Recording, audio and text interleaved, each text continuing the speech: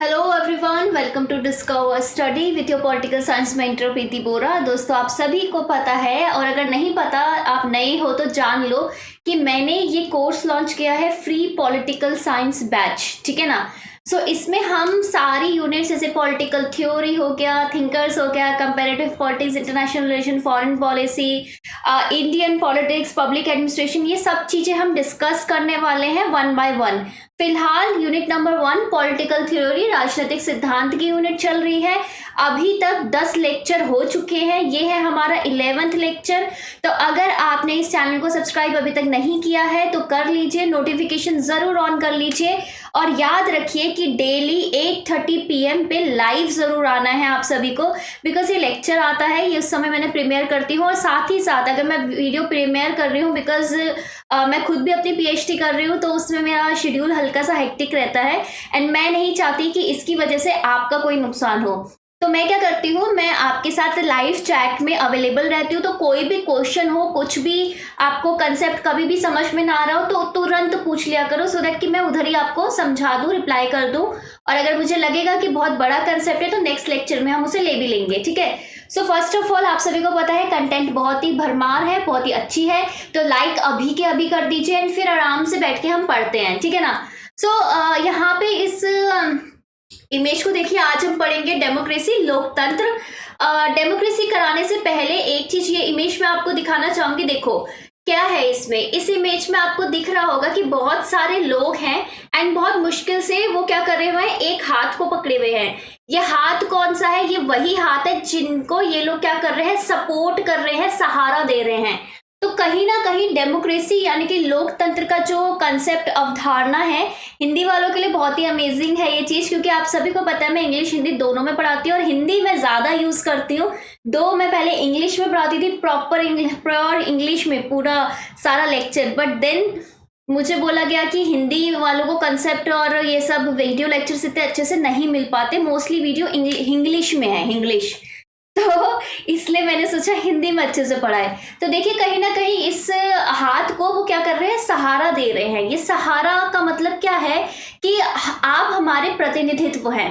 ठीक है, आप हमारे क्या है, प्रतिनिधित्व, रिप्रेजेंटेटिव। और इस वजह से हमने ये हाथ इतना बड़ा क्यों है, इसलिए क्योंकि ये हाथ हर किसी के सर पे है एक तरीके से। तो इसका मतलब दो हो सकता है कि देखो, एक तो इस हाथ को लोगों का सहारा है, बदले में इसने क्या कर रखा है, इस हाथ ने, कि इन सबका ध्यान रख रखा है, इनके ऊपर अपनी कृपा दृष्टि बेसिकली बनाए रखी है। कैसे? क्योंकि इन सब लोगों ने सहारा देके इन हाथ को क्या कर रखा है, एक तरीके से जिम्मेदारी, रिस्पॉन्सिबिलिटी और अथॉरिटी, अधिकार दे रखा है। एंड वो अधिकार के चलते वो डिसीजन ऐसे लेते हैं कि उन जो भी लोग उनका समर्थन कर रहे हैं उनको प्रॉपर क्या करें, उनका प्रतिनिधित्व कर सके, उसके हिसाब से वो डिसीजन ले सके। डेमोक्रेसी क्या होती है जरा बताइए आप। ठीक है, अभी तो मैंने सिर्फ आपको इतना बताया। डेमोक्रेसी की डेफिनेशंस अभी आज के लेक्चर में एंड तक जरूर देखना, सारी डेफिनेशन करेंगे, अलग अलग तरीके के मॉडल्स पढ़ेंगे, जैसे इलीटिस्ट मॉडल, ठीक है, अभिजात वर्ग वाला मॉडल, प्लूरलिस्ट मॉडल, उसके बाद आपका आ जाएगा, सीवी मैकफर्सन ने 2 टाइप की बात की थी। ठीक है, उसके बाद आ जाएगा कंसोसिएशनल डेमोक्रेसी, डेलिब्रेटिव डेमोक्रेसी। तो ये सब कुछ हम पढ़ने वाले हैं, सिवाय वेव्स ऑफ डेमोक्रेटाइजेशन के, जो कि हम तुलनात्मक राजनीति में पढ़ेंगे। ठीक है ना। अभी तक सब कुछ क्लियर है तो यस लिखिए फटाफट, एंड फटाफट से इस इमेज को देखिए। यहाँ पे आपको कौन दिख रहे हैं बताइए। I am giving you 10 second, 10 second दे रही हूं मैं आपको, उसी में बताइए कि ये शख्स कौन है और ये कौन सा इवेंट है। क्या ये इवेंट हिस्ट्री में बहुत ही ज्यादा महत्वपूर्ण है? जी हाँ, 1863 ईयर था कि कौन सा ईयर था, जरा मुझे बताइए। मैं आपको कंफ्यूज कर रही हूँ कि सही बता रही हूँ? गेटिसबर्ग एड्रेस के बारे में सबको पता है। ठीक है, उस समय क्या हो रहा था, अमेरिका में सिविल वॉर चल रहा था क्या हो रखा था कि ये आते हैं और बहुत अच्छी सी एक स्पीच देते हैं। कौन है ये शख्स? ये है अब्राहम लिंकन। एंड मैं इनका मेंशन इसलिए कर रही हूँ, ठीक है, क्योंकि इन्होंने एक बहुत अच्छी डेफिनेशन दी है लोकतंत्र यानी कि डेमोक्रेसी की, जो बच्चा जानता है। वो डेमोक्रेसी की डेफिनेशन अक्सर ये है कि democracy is the government of the people, by the people and for the people. अब आप कंफ्यूज हो गए, तीनों का अलग अलग करके मतलब समझते हैं। लोकतंत्र एक ऐसी सरकार है। इसका मतलब क्या हुआ कि अब्राहम लिंकन ने लोकतंत्र को किससे जोड़ा था? सरकार से जोड़ा था फर्स्ट ऑफ ऑल। क्योंकि डेमोक्रेसी में देखो सिर्फ सरकार नहीं होता, डेमोक्रेसी में बहुत सारी चीजें होती है, बट अब्राहम लिंकन ने बोला था कि एक ऐसी सरकार है, किसकी? ऑफ द पीपल, जनता की सरकार है। क्यों जनता की सरकार है? क्योंकि जो प्रतिनिधित्व है, कैंडिडेट है, वो कहाँ से है? वो जनता में से ही कोई ना कोई है। वोट कौन कर रहा है इसको जिताने के लिए? अभी जो सपोर्ट मैंने स्टार्टिंग में जो पिक्चर दिखाई थी, कौन कर रहा है? वो भी जनता ही है। ठीक है, तो किसकी सरकार है? जनता की सरकार है। इसका मतलब क्या हुआ कि जैसे पुराने जमाने में राजा रानी, सामंतवाद, ये जो सिस्टम होता था, ये नहीं है, लोगों की सरकार है। कैसे आई है ये सरकार? इसका तरीका क्या है? बाय द पीपल, जनता के द्वारा आई है। कैसे? प्रक्रिया हुई थी एक, किसकी? निर्वाचन करने की एक प्रक्रिया बोलते हैं इलेक्शन, जिसके परिणाम स्वरूप क्या करते हैं? आप सब मतदान करते हो, वोट करते हो, ठीक है ना। सो जनता ने ही इनको वोट करके पावर, अथॉरिटी यानी कि शक्ति और बेसिकली अधिकार दिया है कि आप हम पे राज करिए, आप हमारे लिए कानून बनाइए, क्योंकि हम आपको चुनते हैं एक कानून के अंतर्गत, ठीक है ना। एंड फॉर द पीपल, और जनता के लिए शासन है। अब ये फॉर द पीपल का मतलब क्या हुआ कि जो ये रूल्स वगैरह ये सब बनाओगे, किसके लिए बना रहे हो? अपने लिए नहीं, जनता के लिए बना रहे हो आप। तो लोकतंत्र एक ऐसी सरकार है जो जनता की है, जनता द्वारा है और जनता के लिए है, ठीक है ना। नेक्स्ट पिक्चर अब आप देखिए, ये वाली पिक्चर, ये पिक्चर आपको दिख रही होगी। कौन सी ये पिक्चर? हर कोई इसको गेस कर सकता है, बहुत ही पॉपुलर इमेज है। अब इस इमेज में ना कुछ 3-4 चीजें हैं, आपको देखनी पड़ेगी, समझना पड़ेगा, क्योंकि जब हम डेमोक्रेसी यानी कि लोकतंत्र समझ रहे हैं तो उसको हम कंपेयर करते हैं कि पहले और अब में क्या डिफरेंस है। देखिए ये जो बीच में शख्स आपको दिख रहे हैं, ये कहीं ना कहीं आपको लोकतंत्र वाले, क्योंकि देखो इनके जो कपड़े हैं, ठीक है ना, इन्होंने जो भी अटायर पहना एक तरीके से, ये सब ये कहीं ना कहीं आपको बाकियों से थोड़ा अलग लग रहा होगा। मैं 2 मिनट साइड हो जाती हूँ, ये पिक्चर आप देखिए।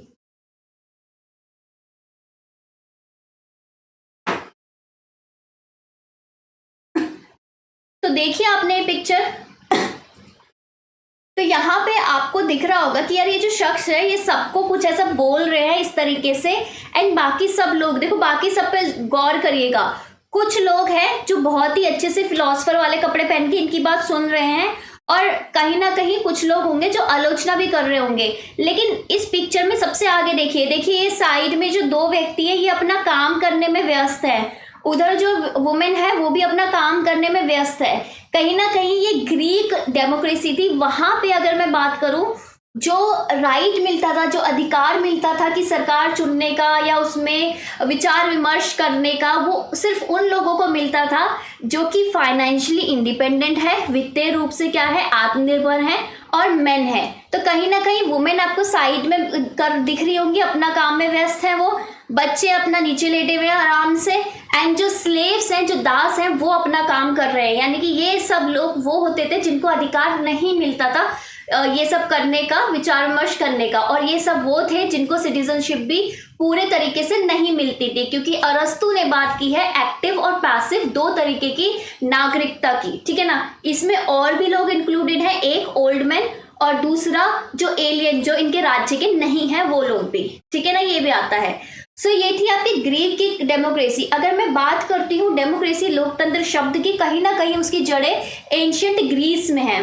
इसमें एक शब्द होता था डेमोक्राटस, ठीक है ना, डेमोक्राटिया, ठीक है, डेमोक्राटिया। डेमोस का मतलब क्या होता है? पीपल, लोग।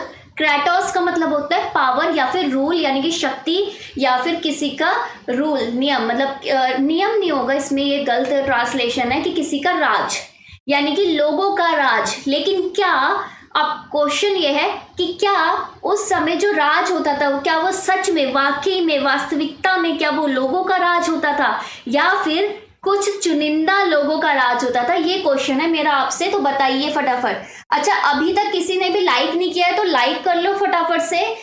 सेशन आप सभी को समझ में आएगा, आप सभी को बताइए, फ्री है। बट पीपीटी चाहिए तो हमारी ऐप डिस्कवर स्टडी आप डाउनलोड कीजिए, मात्र 9 रुपए में पूरी यूनिट पीपीटी है। अब इतना प्राइस इसलिए रखा है ताकि जो ऐप है उसका मेंटेनेंस हो जाए, और आपको उस ऐप के जरिए, आप सभी को पता है, रोज सुबह 9 बजे एमसीक्यू मिल जाते हैं और एमसीक्यू रियल टाइम में करने में अच्छा लगता है, राइट। चलिए एक और पिक्चर दिखाती हूँ, साइड हो जाती हूँ, फटाफट से बताइए, ठीक है ना। 2 बुक इसमें आपको दिख रही होंगी, ठीक है। रूसो एक बुक दिख रही होगी, सोशल कॉन्ट्रैक्ट, कब कौन से ईयर की थी सोशल कॉन्ट्रैक्ट, जरा बताना। और दूसरी तरफ दिख रही है डिस्कोर्सेस, किसकी है डिस्कोर्सेस, ऑन डेमोक्रेसी है कि क्या है। ये 2 बुक आज का आपका होमवर्क है, इन 2 बुकों को आप याद करोगे, इनका नाम, इनका ईयर, ठीक है ना। बाकी बुक में क्या आता है क्या नहीं वो भी है, बट अभी हम इस पे फोकस करते हैं। रूसो एक ऐसे व्यक्ति थे जिन्होंने सबसे पहले कुछ चेंज लेके आए, कुछ बदलाव लेके आए। क्या बदलाव लेके आए वो, तो रूसो ऐसे लोग थे जिन्होंने बोला कि जो डेमोक्रेसी है, जो राज है, वो वाकई में लोगों का होना चाहिए। और वो कैसे होगा, जब सब लोग उसमें भागीदारी यानी कि पार्टिसिपेशन करेंगे। अभी तक अगर चाहे आप माकियावेली बोल लो, ठीक है, रिपब्लिक बोलते थे, लेकिन आप सभी को पता है कि क्या बात है उनका।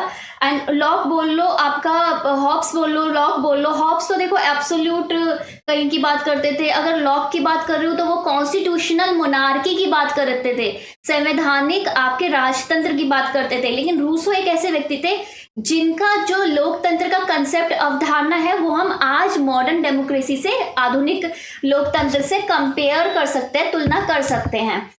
इनका ये मानना था कि समानता में चाहे कैसे भी दे दो। देखो आपको पता है पिछले कुछ लेक्चर्स में मैं रूसो के बारे में बहुत बात कर चुकी हूँ, तो अगेन मैं वो रिपीट नहीं करूंगी, ठीक है ना। बाकी के 10 लेक्चर जिसे नहीं देखे देखो उसको, लाइक अभी कर दो, अच्छा कंटेंट है। एंड डेली प्लीज 8:30 बजे आया करो यहाँ पे, ठीक है। जो बात लाइफ में होती है ना वो कहीं नहीं होती।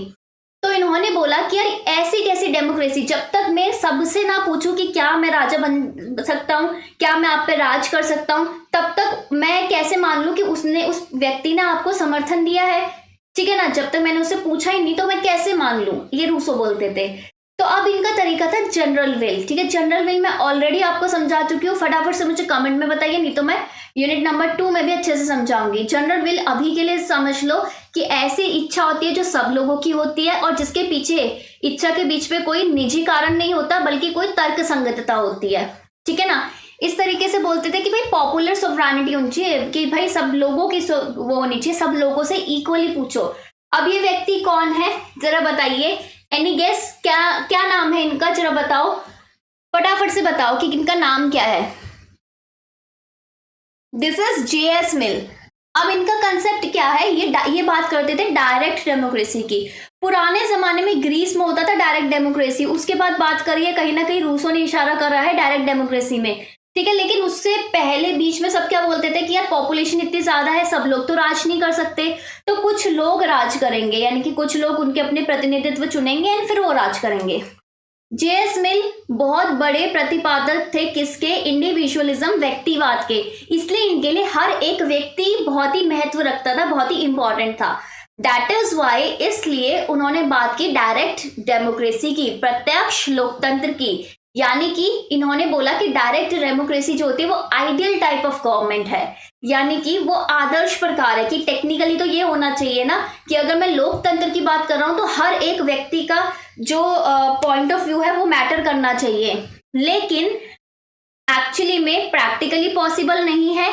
इस वजह से आपका जो सेकंड बेस्ट, दूसरा सर्वश्रेष्ठ जो गवर्नमेंट की जो आपका मैं बात करूंगी प्रकार है वो क्या होना चाहिए, वो बोलते थे रिप्रेजेंटेटिव डेमोक्रेसी, जो कि आज है। हम अपने प्रतिनिधित्व सरकार की, हम अपने प्रतिनिधित्व चुनते हैं और वो हम पे राज करते हैं। क्योंकि देखो अगर हम लोग हैं, ठीक है, जितने भी हम लोग हैं, अगर मैं आपसे ये पूछूं कि कल मैं कौन सी क्लास लूंगी तो हमारे लिए भी डिफिकल्ट हो जाएगा ना, क्योंकि आप सब में से सबका अलग अलग पॉइंट होगा।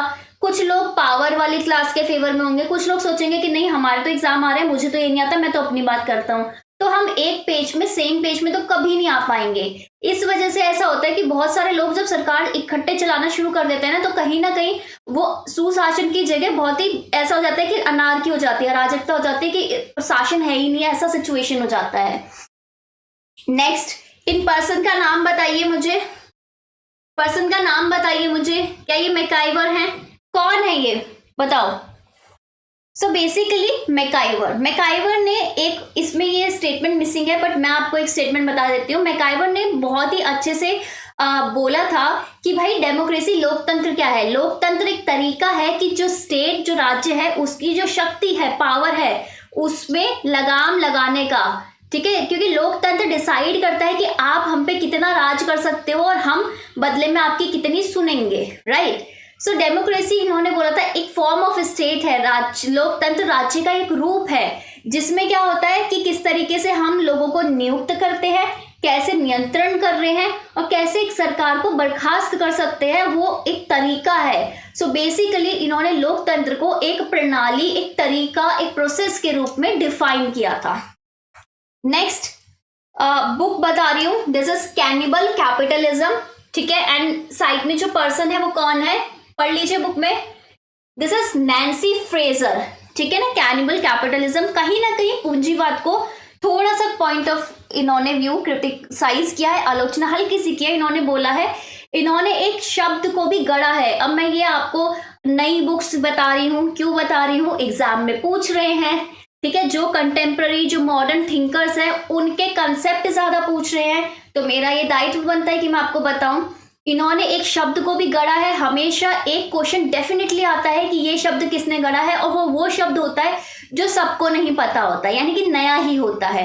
सो इन्होंने एक शब्द को गढ़ा है, दिस इज काउंटर पब्लिक, ठीक है ना। अब काउंटर पब्लिक क्या होता है, देखो काउंटर स्ट्राइक गेम होती थी, आप सभी को पता है कि किसने आपको मारा, आपने बदले में उसको मारा। काउंटर करना है यानी कि उसको बदले में कुछ जवाब देना। आपने बोला कि आप कोई स्टेटमेंट बोलो, कोई कथन बोलो, मैं उसका काउंटर करूंगी, यानी कि मैं उसका जवाब दूंगी, ठीक है ना। सो काउंटर पब्लिक क्या है, पब्लिक आपकी जनता, अब जनता के विरुद्ध क्या जा रहा है। सो इन्होंने बोला काउंटर पब्लिक को इन्होंने एक्सप्लेन किया, इन्होंने बोला कि काउंटर पब्लिक क्या है, मार्जिनलाइज्ड सेक्शंस हैं।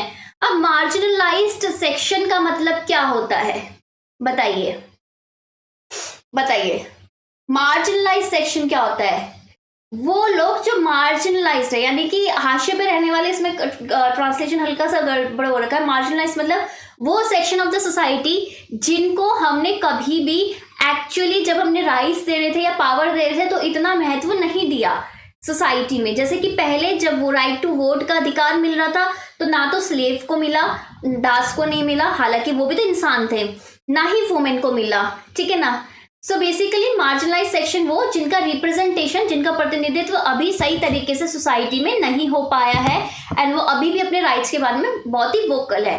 They should form their own public opinion. तो इन्होंने बोला था कि देखो कभी कभार ऐसा होता है कि जो सोसाइटी है, समाज है, उसमें बहुत सारे ऐसे लोग होते हैं जिनका जो ओपिनियंस होते हैं, जिनके कुछ भी अगर आपके बिलीफ हैं, जिनका कुछ भी आपका मानना है, कुछ भी है, ठीक है ना, ओपिनियंस, ठीक है, आपका तर्क है, कुछ भी है, वो सोसाइटी से मैच नहीं करते। जैसे कि फॉर एग्जांपल हम सब चाहते हैं डेवलपमेंट हो, विकास हो, लेकिन हम ये भूल जाते हैं कि विकास में किसके आड़ में हो रहा है, ट्राइबल्स को शिफ्ट कर दिया जाता है, पेड़ों को काट दिया जाता है। तो कहीं ना कहीं हमारा इन्वायरमेंट भी एक ऐसा, मैं बोलूँगी, एलिमेंट है जिसको हमें बचा के रखना है। ट्राइबल्स वो एक तरीके से एक समुदाय है जिनको, जिनके राइट्स, इनके अधिकारों को हमें रिकॉग्नाइज करना है, उन्हें मानना है कि उनके अधिकार थोड़े डिफरेंट है और हमें उसकी रिस्पेक्ट करनी है, एक्सेप्टेंस वाला चीज लेके आने हैं। तो इन्होंने बोला कि अगर ऐसा कोई मार्जिनलाइज सेक्शंस हैं, उनको अपना जो पॉइंट ऑफ व्यू है वो खुद बनाना चाहिए। जैसे कि फीमेल ने बनाया तो फेमिनिज्म आ गया, मल्टीकल्चरलिज्म, बहुसंस्कृतिवाद, उसमें क्या था कि यार सब लोग अपनी अपनी संस्कृति है उसकी रिस्पेक्ट करनी चाहिए। आ गया नया कंसेप्ट इकोलॉजिज्म, पारिस्थितिकीवाद आ गया, ठीक है ना। देन आपको पता है LGBTQA+, ठीक है ना, इस तरीके से अलग अलग, ठीक है। सो ये इन्होंने बात की। नेक्स्ट मैं आपको बताना चाहूंगी ब्राइस, ठीक है ना, जेम्स ब्राइस, ये उनकी बुक है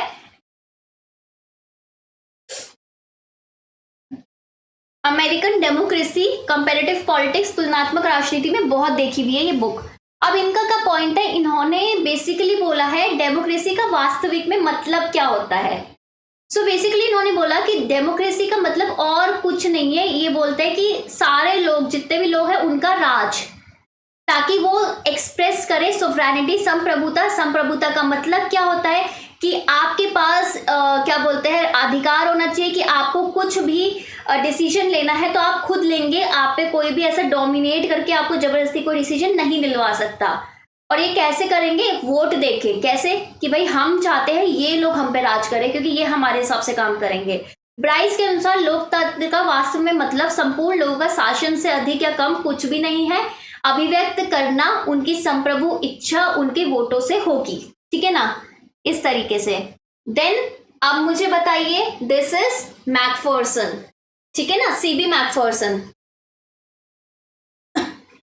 बुक है डेमोक्रेसी एंड पोजेसिव इंडिविजुअलिज्म, ठीक है ना, the intellectual legacy of CB Macphersonism, CB Macpherson, और ये एडिट कर रखे है जोसेफ एच क्या बोलते हैं ये, कैरेंस ने। इस तरीके से भी आ सकता है, देखो कि किसने एडिट किया है। जब वो पूछ सकता है कि प्रीफेस किसने लिखा है तो ये भी पूछ सकते हैं।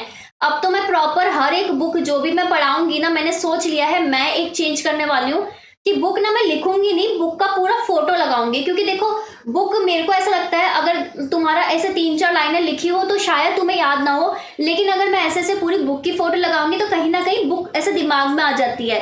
अब बुक का पूरा नाम पूछ लिया तो तुम क्या करोगे, है ना। तो इन्होंने क्या बोला इसमें, इन्होंने इनकी एक और बुक थी the real world of democracy, ठीक है ना। सो सीबी मैकफर्सन की जो बुक थी the real world of democracy, उसमें उन्होंने बोल रखा था कि डेमोक्रेसी यानी कि लोकतंत्र का उद्देश्य क्या है, क्या होना चाहिए। इन्होंने बोला उसका उद्देश्य होना चाहिए एम्पावरमेंट ऑफ द मासेस, ठीक है, एम्पावरमेंट यानी कि जनता का सशक्तिकरण, या फिर लेकिन एक्चुअली में क्या होता है कि एक कुछ इलीट ग्रुप होता है उनका सशक्तिकरण होता है, ऐसा इलीट थ्योरी बोलती है, अभी पढ़ाती हूँ। इनकी थ्योरी क्या है, इंपीरिकल है, अनुभवजन्य है, क्योंकि एक्सपीरियंस है, प्रैक्टिकल चीजें बोलते हैं, as well as normative. Normative क्यों है भाई, बिल्कुल मानकात्मक क्यों है, क्योंकि यार ये एक्चुअल में एम्पावरमेंट नहीं हो पाता सबका। इन्होंने 2 तरीके की पावर की बात कर रखी है, मैं नेक्स्ट क्लास पावर में ये कॉन्सेप्ट आगे लेके जाऊंगी। एक्सट्रैक्टिव पावर की तुम किसी से कैसे काम करा सकते हो, निष्कर्षण जबरदस्ती से बाय फोर्स, और डेवलपमेंटल की तुम्हें लग रहा है कि हाँ इसकी बात मानेंगे तो हमारा फायदा है। जैसे कि अभी आपको पता है आपको ये फ्री सीरीज मिल रही है, तो अगर मैं आपको रोज कुछ कुछ का टास्क दूंगी तो आप ये सोचोगे कि यार हाँ हम मैम की बात मानेंगे तो बहुत बढ़िया है। क्यों? क्योंकि देखो सीरीज के पैसे तो हो नहीं रहे, अगर मैम ने मुझे बोला कि चैप्टर पढ़ के आना, इतना मैं कर सकता हूँ, मेरी प्रिपरेशन अच्छे से होगी। अगेन स्टैंडर्ड बुक्स पक्का पढ़ना, पक्का, चाहे नोट्स पढ़ो लेकिन स्टैंडर्ड बुक भी पढ़ना। नेक्स्ट अब देखो ये फोटो देखिए बड़े ध्यान से और मुझे बताइए कि आपको क्या क्या दिख रहा है, फटाफट से कमेंट में लिखिए, क्योंकि इसमें ना एक नया कंसेप्ट आने वाला है डेमोक्रेसी में, फटाफट बताइए।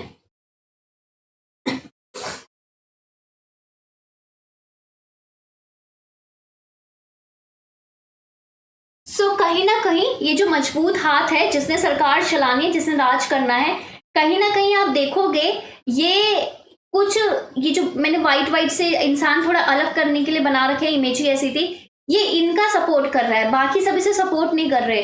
तो कभी कभार डेमोक्रेसी में ऐसा होता है, लोकतंत्र में ऐसा बहुत जगह देखने को मिला है कि कुछ चंद लोग सरकार बनाते हैं, ठीक है ना, कि अगर पूरे 100% में से 25% भी वोट एक पार्टी ले गई वो सरकार बना सकती है। 75% लोग उसको अच्छा नहीं मानते बट स्टिल वो बना सकती है। 51% वाला सिस्टम ही नहीं है। तो इस पे बात की रॉबर्ट दाहल ने, इनका मॉडल था प्लूरलिस्टिक मॉडल, ठीक है ना, बहुलवाद, ठीक है, प्रणाली किसकी, लोकतंत्र की। तो इन्होंने बोला कि यार डेमोक्रेसी क्या होता है, डेमोक्रेसी में, अच्छा इसमें लिखा नहीं हुआ बट मैं रॉबर्ट दाहल का थोड़ा पॉइंट ऑफ व्यू आपको बता देती हूँ। रॉबर्ट दाहल मानते थे कि जो पावर है ना वो समाज में ना बहुत सारे ग्रुप में डिवाइडेड होती है, कि बहुत सारे अलग अलग ग्रुप है उसमें डिवाइडेड, विभाजित होती है। लेकिन इनकी एक गलती थी, ये मानते थे कि वो जो पावर अलग अलग डिवाइडेड होती है वो इक्वली डिवाइडेड होती है। तो इन्होंने बोला कि जो डेमोक्रेसी किसकी तरफ इशारा करती है, इंटरेस्ट ग्रुप, हित समूह की तरफ। इन्होंने कंसेप्ट दिया पॉलीआर्की, बहुसत्ता, यानी कि इसका मतलब क्या है, अप्रोक्सीमेट डेमोक्रेसी। अप्रोक्सीमेट डेमोक्रेसी आपसे पूछा जा सकता है, अनुमानित लोकतंत्र कौन बात करता था इसकी, रॉबर्ट दाहल। वो कहते थे एग्जैक्ट डेमोक्रेसी नहीं है बट अनुमानित लोकतंत्र में बोल सकता हूँ। क्यों? क्योंकि इन्होंने बोला कि पॉलीआर्की मतलब कि डेमोक्रेसी वो एक सरकार है जिसमें सब लोग वोट करते हैं और सब लोग अलग अलग ग्रुप से होते हैं। तो ये इस तरीके से सबका पावर में आने का तरीका है। इन्होंने बोला कि जो सोसाइटी जैसे हमारी है वो क्या है, politics is a side show in the greatest circus of life. ये स्टेटमेंट भी पूछ सकते हैं, राजनीतिक जीवन के महान सर्कस में एक पार्श्व प्रदर्शन है, ठीक है ना। नेक्स्ट, अब आपको लग रहा होगा कि ये इंसान, ठीक है, बड़े मजे से कुछ चिकन विकन खा रहा है, बढ़िया कैंडल लाइट डिनर कर रहा है, बढ़िया टेबल क्लॉथ आराम से मोटा तगड़ा, मतलब बहुत ही ऐसे रिच टाइप लग रहा है। और नीचे से लोग ऐसे ऐसे कर रहे हैं कि भाई हमको भी दे दो, हमको भी दे दो, हमको भी खाना है, लेकिन इंसान उनको देख नहीं रहा, उसको अपने से मतलब है, ठीक है ना कहीं ये कौन सी डेमोक्रेसी की थ्योरी है। So elitist model, again elitist model मैं आपको डिटेल में, तो देखो कल पावर का भी होगा तभी भी थोड़ा बहुत पढ़ाऊंगी, एंड जो बहुत डिटेल में इलिटिस्ट मॉडल पढ़ेंगे वो कंपैरेटिव पॉलिटिक्स में, क्योंकि वो टॉपिक एक्चुअली उसका है। अभी हम डेमोक्रेसी में बात करते हैं। तो डेमोक्रेसी का जो इलिटिस्ट मॉडल है, अभिजात्य वर्ग सिद्धांत है, वो ये कहता है कि जो डेमोक्रेसी है उसमें हम वैसे तो बोलते हैं कि पावर सारे लोगों के पास है, बट ये सबसे पहला ऐसा मॉडल था जिन्होंने आलोचना की डेमोक्रेसी की, यानी कि आपकी लोकतंत्र की। इन्होंने बोला वास्तविकता में ऐसा नहीं होता, वास्तविकता में जो पावर होती है वो चंद लोगों के पास होती है जो कि राज करते हैं, और बाकी सारी जो जनता है उन पे राज होता है। तो सबसे पहले ऐसा विभाजित था, ये था वो था, ये बात होती है। सो इन्होंने बोला कि एक आपको पता है आयरन लॉ ऑफ ओलिगार्की, यानी कि कुलीन तंत्र का लोह सिद्धांत आप सभी को पता है, किसका है, रॉबर्ट मिशेल का, कि कितनी भी बढ़िया परफेक्ट डेमोक्रेसी हो बाद में वो कुलीन तंत्र बनती है। कुलीन तंत्र एक ऐसी सरकार है जिसे चंद लोग चलाते हैं। अब ये जो पूरा सोसाइटी है, समाज है, दो भागों में विभाजित है। मॉस का क्या बोलते थे, रूलर एंड रूल्ड, एक जो रूल करता है राज करता है, और एक जिसपे राज होता है। फिर आपके विल्फ्रेडो पेरेटो की क्या बात करते थे, विल्फ्रेडो पेरेटो बोलते थे कि समाज में दो प्रकार के लोग हैं, ठीक है। इलीट शब्द का प्रयोग उन्होंने किया था, एक तो इलीट और दूसरा मासेस। इलीट में भी ये बोलते थे, सरकार में भी दो तरीके के लोग हैं, एक वो जो लायन है और एक वो जो क्या है, फॉक्स। फॉक्स के पास क्या है, दिमाग है, तर्क है, रीजन है। लायन के पास क्या है, मसल पावर है, यानी कि फोर्स से वो काम करा सकते हैं, ये डिप्लोमेसी कूटनीति से काम करा सकते हैं, दिमाग चला सकते हैं। तो ये जो बैलेंस है हमेशा सोसाइटी में परफेक्ट होना चाहिए, कि आपको दोनों तरीके के लोग परफेक्ट चाहिए। और ये बार बार ये जो होता है, अगर ये ज्यादा हो गए तो इनको लेके आओ, ये ज्यादा हो गए तो इनको लेके आओ, इस तरीके का सर्कुलेशन बार बार होता रहता है। तो इसको क्या बोलते हैं, सर्कुलेशन ऑफ इलीट। इसको बहुत अच्छे से तुलनात्मक राजनीति में ही समझेंगे हम। एक्चुअली में हम डेमोक्रेसी के कंसेप्ट से समझ रहे हैं कि किस तरीके से ये आलोचना करता है डेमोक्रेसी लोकतंत्र का। ये बोलता है कि जो मासेस हैं, जो जनता है, उनको एक्चुअली में पावर नहीं है, क्षमता नहीं है पावर होल्ड करने की, मतलब वो सत्ता संभालने का उनको अधिकार दायित्व नहीं मिलता। पावर किसके पास होती है, हमेशा इलीट के पास होती है। इसलिए बोलते हैं कि ऐसी कैसी डेमोक्रेसी, ठीक है। अब ये बताइए ये व्यक्ति कौन है, एडमंड बर्के।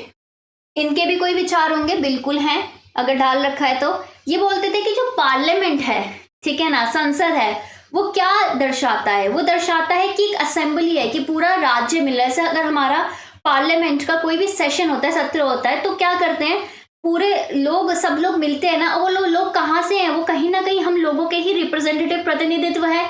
एक कोई अपने लोकल इंटरेस्ट, अपने जो सामान्य स्थानीय हित को बढ़ावा देने के लिए तो ये पार्लियामेंट नहीं मिल रहा ना, वो सारे लोगों के, कंट्री के लोगों के हित को बढ़ावा देने के लिए मिलता है।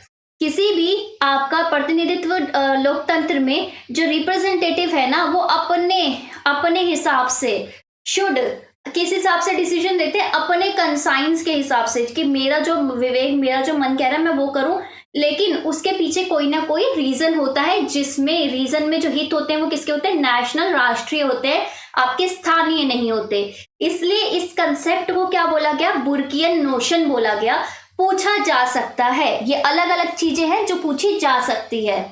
अब देखिए एक इमेज है डेमोक्रेसी के ऊपर अलग अलग लोग बैठे हैं, और ये ऐसा चिल्ला रहे हैं कि हाँ हाँ हाँ हमें मिल गई करके, ठीक है। तो ये अलग अलग लोग बैठे हैं। तो अब ये क्या दर्शा रहे हैं, ये दर्शा रहे हैं डेलिबरेटिव डेमोक्रेसी। मतलब क्या है कि ये कंसेप्ट भी आया था आपका बाद में, कि परामर्श लोकतंत्र। अब देखो डेमोक्रेसी में मैंने अपने प्रतिनिधित्व भेज दिए, अब भगवान जाने उनको ऐसा लगा कि यार मैं इन लोगों के लिए क्यों काम करूं, मैं तो अपने लिए काम करता हूं, ठीक है, ऐसा लगा उनको। तो हमें तो लगेगा ना हमारे साथ धोखा हुआ है, हमें तो गारंटी मिलनी चाहिए ना कि अगर हमने किसी को वोट देके जिता के अपना पावर को, इकलौता पावर को यूज करके आपको भेजा है, तो आप हमारे हित में काम करिए, ठीक है ना, ये होना चाहिए। इसके पीछे आया डेलिबरेटिव डेमोक्रेसी। अब मुझे बताइए कहाँ से, किसने डेलिबरेटिव डेमोक्रेसी 1980s में जब किसने स्टार्ट की, कंपैरेटिव पॉलिटिक्स में है ये कंसेप्ट, अच्छे से बताओ। सो डेलिब्रेशन का मतलब होता है विचार विमर्श करना, वाद विवाद करना, ठीक है ना, परामर्श करना। कंसेंसस का मतलब भी परामर्श होता है। तो सो अब इसमें मतलब क्या है, इसमें मतलब ये है कि मैंने सरकार बना के आपको अथॉरिटी अधिकार दे दिया, बट इसका मतलब ये नहीं है कि आप कुछ भी डिसीजन लोगे, राइट। ये नहीं हो सकता बिल्कुल भी कि आप कुछ भी डिसाइड करो। आप कोई भी हमारे लिए डिसीजन लोगे, यानी कि कोई भी कानून आएगा, कोई भी हमारे लिए रूल आएगा, नया नियम आएगा, कोई भी प्रिंसिपल सिद्धांत हमारे लिए आता है, तो हमेशा क्या होता है, पब्लिक डोमेन में बिल रखा जाता है, फिर एक्ट बनता है, लोगों को नहीं पसंद आता, लोग उसको अपोज करते हैं, वो हट जाता है। क्यों? क्योंकि भाई हमसे तुमने डिस्कशन नहीं की, ये हमारे हित में नहीं है। इसका मतलब क्या है कि अगर कोई भी रूल आ रहा है उसके पीछे आपको रीजन भी देना पड़ेगा, विचार विमर्श, क्योंकि ये डेमोक्रेसी वन वे प्रोसेस नहीं है कि एक बार आपको बना दिया, अब 5 साल तक हम आपको झेलेंगे, नहीं। अगर आपने हमारे हित में काम नहीं किया तो मतलब हम रीजन भी पूछेंगे, हम जवाबदेही भी लेंगे, और हमें पारदर्शिता भी चाहिए, हमें सुशासन भी चाहिए। तो पेरिकल्स ने क्या बोला था कि डिस्कशन, चर्चा एक बाधा कभी भी नहीं होती, बल्कि एक बुद्धिमानी पूर्ण कार्य का है। मतलब बेसिकली क्या है कि अगर मैं किसी चीज के बारे में डिस्कस कर रही हूँ, कोई बिल बहुत टाइम से अटका हुआ है, इसका मतलब नहीं है कि वो बाधा है, इसका मतलब है कि हम उसको गहराई से सोच रहे हैं और लोगों को, सारे लोगों को हम इंक्लूड, समावेशी तरीके से कानून बनाने की कोशिश कर रहे हैं। एरिस्टोटल ने क्या बोला कि जो सामान्य व्यक्ति है, ऑर्डिनरी पीपल, वो बेसिकली कभी भी, वो जब भी डिस्कशन होती है तो वो एक अच्छे डिसीजन पे आ सकते हैं, लेकिन ये तभी आएंगे जब ये साथ में डिस्कशन कर रहे हैं या परामर्श कर रहे हैं, विचार विमर्श कर रहे हैं। अकेले कभी भी नहीं आ सकते। इनफैक्ट अगर अकेला एक्सपर्ट भी होगा उसको 10 चीजें नहीं आ पाएगी, लेकिन 10 लोग साथ में अगर डिस्कशन कर रहे हैं तो बेटर आउटपुट निकल के आएगा। जॉन रॉल्स ने भी बोला कि जो रैशनल, तर्क संगत लोग होते हैं उनके अलग अलग क्या होते हैं, डॉक्ट्रिन्स होते हैं, ठीक है ना, कि अलग अलग सबकी विचारधाराएं हो जाती है। तो अगर अलग अलग विचारधारा है तो सब लोग आप अपना अलग अलग विचारधारा बोलिए, जो हमें लगेगा कि सबसे ज्यादा सब में मेल खाती है, ओवरलैपिंग है, ओवरलैप हो रहा है, अतिव्ययी सर्वसम्मति है, सहमति है, तो उस पे हम क्या करेंगे, उस पे हम डिसीजन ले लेंगे। तो यही तो है डेलिब्रेटिव डेमोक्रेसी की। डेमोक्रेसी में कोई भी डिसीजन लेना है, विचार विमर्श कीजिए, और अगर डिसीजन लेने के बाद भी आप प्रॉपर रीजन दीजिए, तभी जनता उसे एक्सेप्ट करेगी। कुछ भी जनता एक्सेप्ट नहीं कर सकती, ठीक है ना। नेक्स्ट आता है आपका, एक सेकेंड, कंसोसिएशनल आपका डेमोक्रेसी, यानी कि कहीं ना कहीं सामाजिक लोकतंत्र, बहुसंस्कृतिक जिस तरीके का। So what do you mean by consociational? अभी तो हमारा डेलिब्रेटिव है कि अगर हम सबके साथ परामर्श कर रहे हैं तो हमें इस वाले अलग से डेमोक्रेसी की जरूरत क्यों पड़ी है। सो बेसिकली हम सभी को पता है प्लूरलिस्ट सोसाइटी है, बहुलवाद है हमारे समाज में, सब लोग सेम नहीं है, सबका बहुसंस्कृति है, बहुजातीय बहुलवादी समाज है हमारा, सब लोगों के अपने अपने ओपिनियंस हैं। सो बेसिकली ये वाला जो कंसेप्ट है, ये वाली जो थ्योरी है डेमोक्रेसी की, वो बोलती है कि जो पावर, शक्ति जो आप शेयर कर रहे हो, उसमें ऐसा होना चाहिए कि हर एक सामाजिक जो समूह है उसका प्रॉपर प्रतिनिधित्व होना चाहिए, ठीक है ना, और समाज के भीतर सद्भाव बनाए रखना चाहिए। यानी कि इस तरीके से रिप्रेजेंटेशन में भी इक्वली ना हो, लेकिन उनकी पॉपुलेशन, उनकी परसेंटेज, उनके हित के परसेंटेज के हिसाब से रिप्रेजेंटेशन जरूर होना चाहिए। Patterns of democracy basically book है अरेंट लिस्फर्ड की, उसमें इन्होंने बात की थी कंसोसिएशनल डेमोक्रेसी के। कहीं ना कहीं अरेंट लिस्फर्ड आपको डिफाइन भी करते हैं कि कंसोसिएशनल डेमोक्रेसी है क्या। कुछ इसके कैरेक्टरिस्टिक्स, कुछ फीचर्स बताए हैं। पहली बात इन्होंने बोला है कि जो कार्यकारी शक्ति है ना, उसमें साझाकरण है। यानी कि क्या है कि कुछ भी चीज मैं इंप्लीमेंट करा रही हूँ, लागू करा रही हूँ, तो वो लागू कराने में मैं शक्ति को शेयर करूंगी। कि government by a grand collision किया, लोग अगर समझ लो, आप सभी को पता है रोड बननी है तो हमारी दिल्ली मेट्रोपोलिस सिटी में बहुत इजीली बन जाएगी, बहुत इजी हो जाएगा। पहाड़ों में मुश्किल होगा, अगर कोस्ट के पास बनाओगे तो मुश्किल होगा। तो सबको देखो, हमारा ऑब्जेक्टिव तो एक ही है ना, रोड बनाना, लेकिन हमें वो बनाने की जो प्रक्रिया है, अलग अलग लोगों, अलग अलग जगह के हिसाब से अगर जिस तरीके से चेंज करनी होती है ना, उसी तरीके से हमें करना। तो लोकतंत्र है, लेकिन अलग अलग लोगों और अलग अलग ग्रुप्स के साथ में हमें अलग अलग तरीका अपनाना पड़ता है। सेगमेंटल ऑटोनॉमी हमें कभी कभी देनी पड़ती है, आप सभी को पता है, खंडीय स्वायत्ता आपको देनी पड़ती है। जैसे कि शेड्यूल 5 और शेड्यूल 6 भारतीय संविधान के अंदर हमने स्पेशल प्रावधान दे रखे हैं उस पर्टिकुलर एरिया के डेवलपमेंट के लिए। Proportionality is the standard of political representation, की राजनीतिक प्रतिनिधित्व के मानक रूप से अनुपातिकता होनी चाहिए। इसका मतलब क्या है कि अगर समझ लो एक पॉपुलेशन है 20%, तो उसका रिप्रेजेंटेशन 20% होना चाहिए। ऐसा नहीं है कि 20% पॉपुलेशन है और 100% रिप्रेजेंटेशन उसका है। प्रतिनिधित्व आपके हिसाब से होना चाहिए। और म्यूचुअल वीटो राइट्स, कि आपसी आपका वीटो राइट्स होना चाहिए, कि आपको लगता है कि अच्छा ये वाला जो ग्रुप है ये इसके लिए ये वाला डिसीजन थोड़ा मुश्किल होगा। समझ लो हमने बोला कि ई व्हीकल ही यूज करना है, लेकिन पहाड़ों में मुश्किल हो जाएगा वो, ठीक है ना। तो अब आपको पता है कि इनके लिए हमें स्पेशल कुछ प्रोविजंस प्रावधान बनाने हैं, तो इस तरीके से आप एडजस्ट करके उद्देश्य पे फोकस कर सकते हैं। इस तरीके से हम लोकतंत्र को लेके आ सकते हैं कि हमें इंक्लूसिव समावेशी लगे और हमें कभी भी ना लगे कि किसी एक पर्टिकुलर ग्रुप का जो प्रतिनिधित्व है वो नहीं हो रहा, ठीक है ना। इस तरीके से एरन लिस्टवर्ड कहते थे। सो आई होप कि डेमोक्रेसी आपको बहुत अच्छे से समझ में आ गया होगा, क्योंकि मैंने हर एक चीज आपको समझा रखी है, हर एक चीज मैंने कवर कर दी। जो चीजें थोड़ी बची हैं जैसे इलिटिस्ट थ्योरी, डेलिबरेटिव डेमोक्रेसी, वो दोनों आपको पता है कंपैरेटिव पॉलिटिक्स, तुलनात्मक राजनीति के कंसेप्ट ज्यादा हैं, तब हम इन चीजों पे बात नहीं करेंगे। तो इसको बहुत अच्छे से आपको पढ़ना है फर्स्ट। दूसरा, अगर अभी तक लाइक नहीं किया लाइक करो। मैं हमेशा बोलती हूँ कि आप बोलते हो, आप सब बोलो कि हम डर रहे हैं कि ये सीरीज कंटिन्यू होगी कि नहीं होगी, तो बेटा डरो, बिल्कुल डरो, क्योंकि ये सीरीज मैंने बोला है कि कंटिन्यू मैं डेफिनेटली करूंगी, लेकिन एक शर्त है मेरी भी। अगर होता है ना कॉन्ट्रैक्ट में 2 शर्तें होती है, तो शर्त क्या है, व्यूज प्रॉपर चाहिए मुझे, लाइक प्रॉपर चाहिए, सब लोगों के कमेंट्स आने चाहिए मुझे। वीडियो के बाद कमेंट लिख के जाओगे सब, जितने कमेंट्स, जितने लाइक्स, जितने व्यूज आएंगे, सब्सक्रिप्शन आप शेयर कीजिए, सब्सक्राइब, तो डेफिनेटली कंटिन्यू होगी। क्यों नहीं कंटिन्यू होगी, मैं पागल थोड़ी ना हूं, मुझे सब्सक्राइबर्स, व्यूज सब कुछ चाहिए भाई, मैं ऐसा झूठ नहीं बोलूंगी। बट हाँ, मैं कंटेंट बहुत अच्छा प्रोवाइड करूंगी, फ्री ऑफ कॉस्ट प्रोवाइड करूंगी, दैट इज माई प्रॉमिस, ठीक है। आप सभी को पता है कि पॉलिटिकल साइंस का ये जो फ्री बैच है ये आपका डेफिनेटली चल रहा है, और आपकी मेहरबानी रही तो पक्का चलेगा आगे तक, पूरा कोर्स खत्म हो जाएगा हमारा नवंबर एंड तक। डेली आप 8:30 बजे लाइव आ जाइए यहाँ पे, तो बढ़िया रहेगा, ठीक है। Bye bye, take care, have a nice day.